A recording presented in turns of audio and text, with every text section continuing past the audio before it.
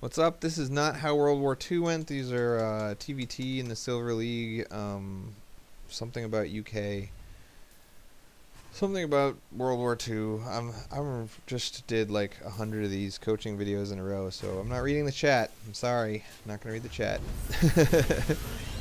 So consistent themes that I'm expecting to see from what I've seen in your games in the past is that you're probably gonna have a crazy good economy at 10 minutes and 11 minutes. And kind of stagnate there and do some sort of two-base play that gives you a huge advantage at 11, 12, 13. I bet at 14 minutes you have at least 40% bigger of an army than your opponent. And then from there you tend not to be aggressive enough with what you've made, and you tend not to be able to turn the giant army size advantage into a game-ending victory. So that's what I'm expecting to see. We're gonna have to wait and see. It looks like at 10 minutes you managed to get a $2,600 army with Stim on the way. And this is great. Again, you were very vulnerable at 7 and 8 minutes and 6 minutes even. But that's okay, I forgive you.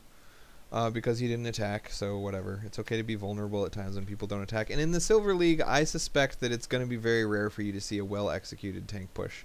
Because tank pushing out that early and having to watch your tanks and slowly push them forward while building bunkers and reinforcing with Marines, it's a hard thing to do, and you don't see a lot of it done well in the Silver League. Because if people were able to attack while reinforcing, while keeping up on infrastructure, while expanding in the backfield without messing up their attack, they wouldn't be in the Silver League anymore, man.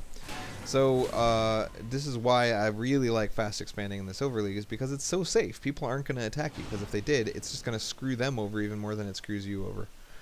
You're supply blocking a little bit up here. You've got the 48 workers, which is pretty typical for how your early game macro goes. I don't wanna misstating the fact that that's really good and that's amazing, and that's how many workers you want to have and everything. It's just I expected it. You're really good at this opening macro, so you did a great job, but I expected you to do a great job. So here comes the point where you have a much bigger army than him, and you're going to continue to get an even bigger and bigger lead going into the next 2 minutes. So if we just watch this top thing, you've got about double his army supply. You're walking out to try to be aggressive, but he does a drop in the backfield, and now you have to decide what to do. Do I trade bases or do I go home? And you're going to trade bases. Look, you still, I mean, I'm expecting at 13 minutes, and I am seeing what I expected. You have double his army supply. We're just massively ahead of him at this point. So when you are ahead, it's okay to base trade. Like, if you base trade, you win. There's no way he can win unless you do something really, really wrong. Because typically in a base trade, whoever has the bigger army is going to win, especially if both sides have medevacs. Because it can be a big difference for one side to have medevacs and the other side not to. So you've got two CCs trying to float away, keep the hope alive or whatever, and ripping up his main, kicking his butt, and gonna land up here, start making workers. Blah, blah, blah. Base trades are I've never been really interested in base trades. You're just not very interesting. So you see him coming, he comes down here, knocks down your CC, you build another CC down on the other side. Your army continues to be significantly larger than his army. You've got 0-1 upgrades, he's got 1-1 upgrades, so he's got a minor advantage there. He's fully mining from a PF, whereas you just have an unmining CC. You're making another CC, you found his base, he mops you up, and you lose. And that's the end of the game.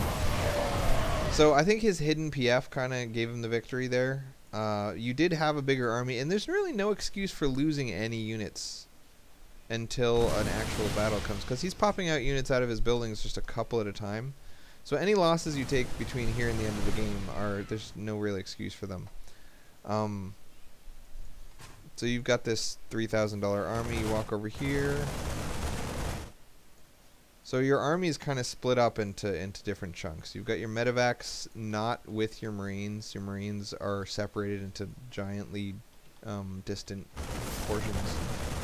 And that's basically what you lose. So you have a much bigger army of a much better composition. He has a slight upgrade advantage, but you win this. If you just put your whole army in one spot and aim with it, you win. And I think you just didn't realize that you had a whole huge chunk of dudes over there inside. So that's why you won. So that was just a simple little mistake. You basically won that game macro-wise, decision-making wise, everything like that, and then you just made a little tiny mistake that I would forgive myself for if I made that mistake. I'd be like, well, I won that game in spirit. Final game.